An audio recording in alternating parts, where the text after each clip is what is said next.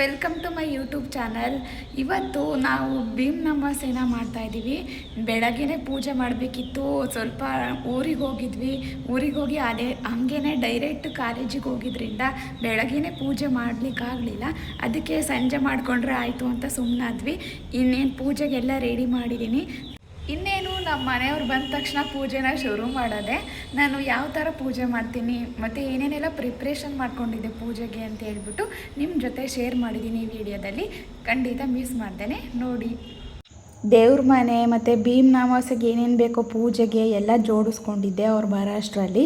ಹಾಗೆಯೇ ಒಂದು ಈಚೆಗಡೆ ಚೆನ್ನಾಗಿರೋ ರಂಗೋಲಿನೂ ಹಾಕಿದ್ದೆ. ಆದರೆ ಸ್ವಲ್ಪ ಮಳೆ ಬಂದಿತ್ತು, ಅದೆಲ್ಲ ಹೋಗಿತ್ತು, ಮತ್ತೆ ಹಾಕ್ಕೊಂಡೆ.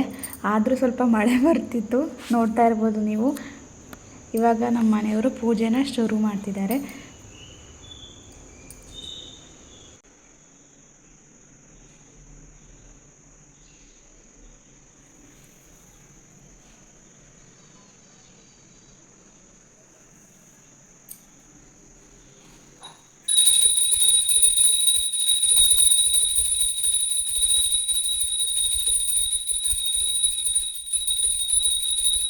ಇವಾಗ ಪಾತ್ ಪೂಜೆ ಮಾಡಲಿಕ್ಕೆ ಶುರು ಮಾಡ್ತಾಯಿದ್ದೀನಿ. ಮೊದಲಿಗೆ ಒಂದು ದೊಡ್ಡ ತಟ್ಟೆ ಇಟ್ಕೋಬೇಕು. ತಟ್ಟೆ ಒಳಗೆ ಅವ್ರ ಕಾಲನ್ನ ಇಡಿ ಅಂತ ಹೇಳ್ಬಿಟ್ಟು ಅದನ್ನು ಪಾದನೆಲ್ಲ ನೀರು ಹಾಕಿ ತೊಳ್ಕೊಬೇಕು.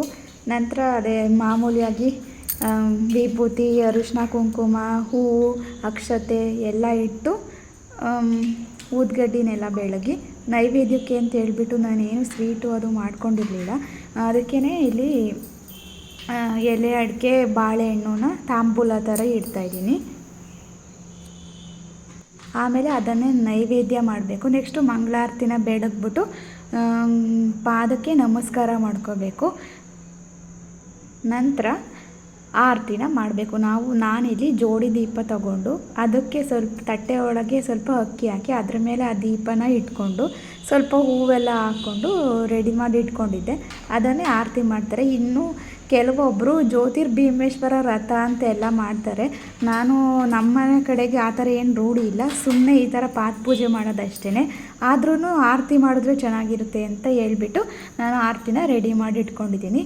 ಕಂಕಣನ ಕಟ್ಟದೇನೆ ಪೂಜೆನ ಶುರು ಮಾಡೋ ಹಾಗಿಲ್ಲ. ಅದಕ್ಕೆ ಪೂಜೆಗೂ ಮುಂಚೆ ಕಂಕಣನ ಈ ರೀತಿ ಕಟ್ಕೊತಾ ಇದ್ದೀವಿ.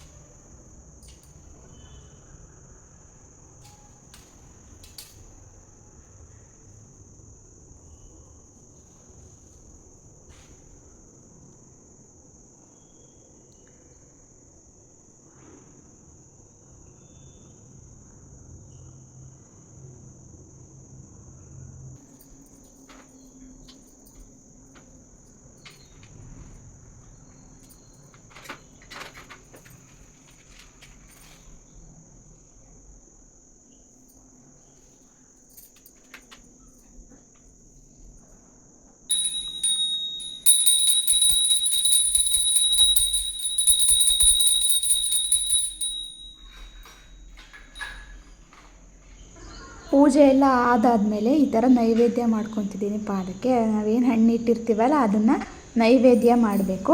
ಆಮೇಲೆ ಮಂಗಳಾರತಿನ ಮಾಡ್ಕೋಬೇಕು. ಇನ್ನೊಂದು ಸಲ ನೋಡ್ತಾ ಇರ್ಬೋದು ನಾನು ಮಾಡಿದ್ದೀನಿ ಈ ಥರನೇ. ನೆಕ್ಸ್ಟು ನಮ್ಮ ಯಜಮಾನ್ರು ಏನಿರ್ತಾರಲ್ಲ ಅವ್ರ ಕೈಗೆ ಅಕ್ಕಿ ಕಾಳನ್ನು ಕೊಟ್ಬಿಟ್ಟು ಅಕ್ಷತೆನ ನಾವು ಆಶೀರ್ವಾದ ತಗೋಬೇಕು. ಆಮೇಲೆ ಆರತಿನ ಮಾಡಬೇಕು. ನಾವೇನು ಅಷ್ಟೇ ರೆಡಿ ಮಾಡಿ ಇಟ್ಕೊಂಡಿದ್ವಲ್ಲ ತಟ್ಟೆಯಲ್ಲಿ ಆರತಿನ ಅದನ್ನು ಮಾಡಬೇಕು.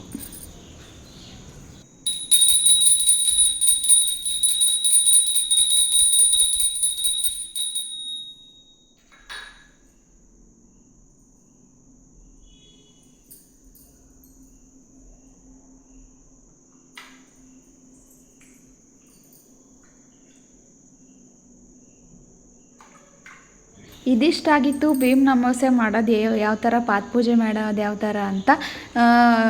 ಇಷ್ಟು ಹೇಳ್ತಾ ಈ ವಿಡಿಯೋನ ಇಲ್ಲಿಗೆ ಎಂಡ್ ಮಾಡ್ತಾಯಿದ್ದೀನಿ. ನಮ್ಮ ಮನೆಯವರು ಭೀಮ್ ಪಾತ್ ಪೂಜೆ ಮಾಡಿದ ತಕ್ಷಣ ಒಂದು ಗಿಫ್ಟನ್ನು ಕೊಟ್ಟರು, ಅದನ್ನು ಇಲ್ಲಿ ಕೊನೆಗೆ ಹಾಕಿದ್ದೀನಿ, ಚೆಕ್ ಮಾಡ್ಬೋದು ನೀವು. ಪ್ಲೀಸು ನಮ್ಮ ಒಂದು ಚಾನಲ್ನ ಸಬ್ಸ್ಕ್ರೈಬ್ ಮಾಡಿ, ಹಾಗೆಯೇ ನಿಮ್ಮ ಒಂದು ಫ್ಯಾಮಿಲಿ ಫ್ರೆಂಡ್ಸ್ ಜೊತೆಗೆ ಈ ವಿಡಿಯೋನ ಶೇರ್ ಮಾಡಿ ಅಂತ ಹೇಳ್ತಾ, ಈ ವಿಡಿಯೋ ಬಗ್ಗೆ ನಿಮ್ಮ ಅನಿಸಿಕೆ ಅಭಿಪ್ರಾಯಗಳನ್ನು ಕಮೆಂಟ್ ಮಾಡೋದನ್ನ ಮರಿಬೇಡಿ.